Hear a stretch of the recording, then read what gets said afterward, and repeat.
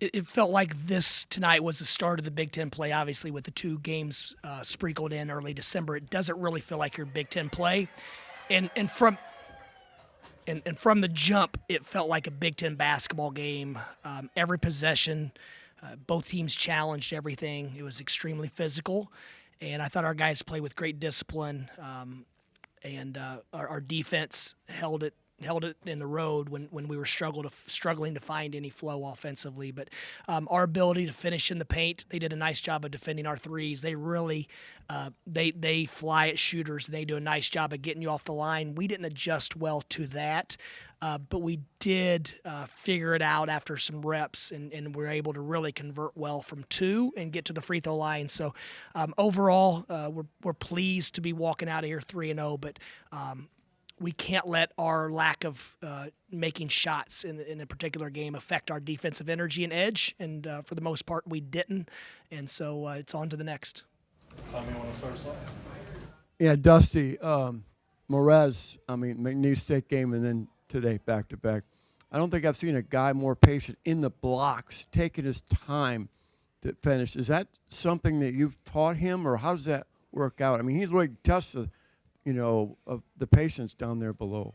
No, the staff, our staff spends a lot of time individually with our players. They watch individual film, they get individual work, they get small group work. And to be honest, Rez's season, I'd probably grade it at an A or A-. And the only thing that he hadn't been doing well was converting at one-on-one in the post. He was still probably converting 50%, but he wasn't converting up to his standards, and he's continued to work. And on the nights when he has an advantage down low, we love the fact that he can go down there and punish guys. And when he has bigger guys where he has a foot speed advantage, he can get out on the perimeter and get into some dribble handoffs and pick and pop. And his decision making's been really sound, especially out of the short roll as a whole. And so we're just lucky he's on our team, because he obviously his box score is impressive: 29 and 6 and 26 minutes, and draws 8 fouls. That's obviously impressive, but that doesn't even put a dent in his production overall and his value to our team. Was there kind of an intentional effort to go to Merez tonight in the post or on offense, or did it just kind of come naturally? We figured out a couple minutes in that was probably going to be our best offense with the way they were defending us. And we go into the games and we're anticipating and predicting of how we think they're going to play us and what they're going to try to do based on what they're good at and what our deficiencies are. And so, no, just a credit to a bunch of bright basketball players that can figure out what the game requires and go take advantage of that. But that's what we challenge our guys to do. We give them a lot of freedom because we trust that they're going to make good decisions, and they do. The more we play in the flow without stoppages, and that's one thing. I thought their press did a nice job of making the game a little bit clunky for us, and we need those reps because we didn't flow into our offense tonight like we have been the last few weeks. You use the term spurtability a lot, and granted it was the first 6.5 minutes of the game, but how do you feel like that 11-0 run to kick things off kind of set the table for you guys? Well, I thought our guys set the rules of engagement as far as us sitting down in a stance and being determined to guard some extremely potent offensive players. I mean, when you look at Baker Mazara's numbers, and we know how good Ezra is, he's a load going one-on-one. And then they've put shooting around those guys, and so they've been putting up numbers, and they've scored at an extremely efficient rate. And so, we knew we needed to defend at a high level this game. Credit once again the staff. The defensive side of the ball came up with a couple of disruptions, and sometimes the disruptions work to a T. Sometimes they're irrelevant. Sometimes they backfire. And I thought the disruptions we put in for this game were extremely disruptive. And so obviously self-explanatory, but I thought that was a big part of our early run because we weren't generating much offensively. Yeah, Dusty, I know you guys want to take things one day at a time and you're not going to pat yourselves on the back, but just holistic, have you ever been a part of a team that's been in the midst of a run like this? No. This is a heater. But all glory's fleeting, as you guys have heard me say. Otherwise, we have to be about getting healthy tomorrow in our preparation. And Happy Valley, I've been there several times. It's a tough place to play. They're going to be chomping at the bit, and we're gonna walk into a raucous home court environment, and we've got to be excited for the preparation that's going to go into giving us an opportunity to win that game. But as far as looking in the rear view, no. If we're not learning from something specific or a past lesson, no, we're not. And you say you got to get healthy. Give update Yaks. Yeah, a calf. He has a bruised calf, and Namari had stitches in his eye. They both asked to go back in. We just felt like that group, and I want to tip my cap to Will Cheddar. He hasn't been able to stay in for the amount of minutes that he did last year that he's earned for obvious reasons, because we have Merez and we have Yaks and we have Elliott, we have LJ, all the reasons. I mean, the downside of playing on a really good team. And so he's handled it like a champ. His mood, his day-to-day hasn't changed, hasn't wavered. So it's nice to see him play extended minutes, and I thought he played really well in the second half once he got into a little bit of a rhythm. USC obviously has a lot of able scorers, good offensive team. When you look at your stat sheet from this game, what stat defensively jumps out most at you? Is it the shooting percentage you held them to? Is it the defensive rebounds, or what is? All of above. The shooting percentages, just contesting shots, and I thought Baker Mazzara, he's one of the toughest covers in the country as far as fouling and his ability to create his own shot. I thought we stayed in his space relatively well. We showed good gaps, and our rim protection was pretty good as a whole. But overall, just the discipline of not fouling jump shooters. And so we changed a couple things philosophically that overall worked. But we did some things defensively that we need to fix. USC wasn't at their best. You know, if you put Rice on this team with his ability to create off the bounce and his shooting, it's a whole nother dilemma. And obviously they're going to probably have Ariza back.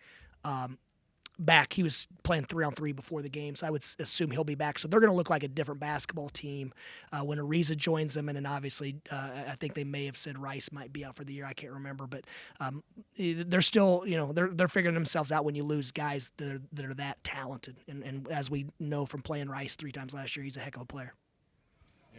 Dusty, can you speak to this team accepting your messaging so quickly and completely? Like Merez was up here talking about specific defensive possessions where you feel you guys weren't locked in or whatever after a 30-point win. It seems unusual. Yeah, to be honest, we got to. I don't want to be critical, but we weren't as sharp as we need to be. And if we're going to be at our best, our standards have to continue to be the standards that we've created. And our preparation the last few days wasn't as buttoned up as it has been the last month.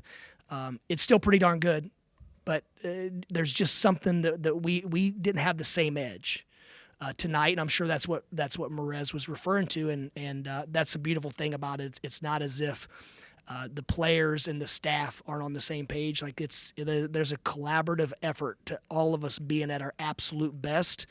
And so Rez has a big voice in our locker room, and obviously he brings the force on the court. So if he said it, I'm going with Rez on that. Maybe this question naturally follows that. You use the term clunky, and there seemed to be a clunky stretch in the first half. And yet halftime comes around and you still have 49 on the board and you're up 18. What does that say? I guess that you can have clunky for a little while and still put those numbers up.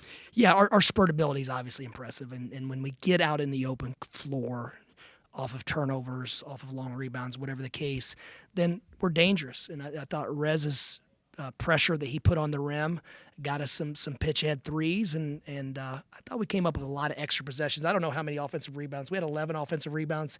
It felt like those were all important moment rebounds where we were stopping a run or we were keeping long possessions. But it didn't feel like we had a 49-point first half, if that's what you're referring to. I would agree with that. But we can put up 10, 11, 12 points in about 30 to 40 seconds consecutive if we get on a run. Take 2 more. We'll go Sam and then Tyler.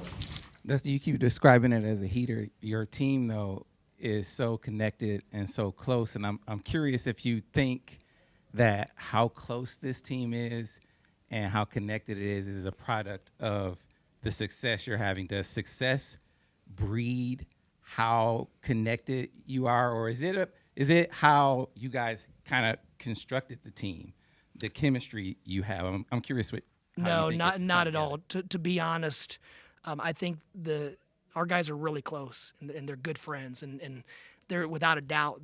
We'll have a wedding, and the whole group will be there. It won't be this clique or that clique. There's no question about it, and that makes this so much more rewarding long term. But I think that has much less to do with our success as our collaboration, our mutual respect, our shared sacrifice, the amount of work we put in every single day. And guys, they look to the left and they look to the right, and so they value what the other guy brings to the table, and they know that this is why we're good, because of all of us. So it's awesome that they're close friends, but no, I think it's all those things are what makes us us, and why we're having success. It's the connectivity, but it's not the going to the movies and playing video games. It's connectivity. It's a group trying to accomplish something special through the work and through the process of chasing greatness. Coach, you just finished a funky December schedule where you had 8 days off, 9 days off, 10 days off between games. You're now in the thick of the Big Ten where you're playing, 2 games a week, 2 days in between, 3 days in between whatsoever. Does that change how your coach, how your staff prepares for these games with it being a tighter condensed schedule? And I guess how does that change? Well, obviously, I don't think they had a Division I game in 16 days. So sometimes that's good, sometimes it's bad. Sometimes you have too much time to tinker and add stuff and subtract and whatnot.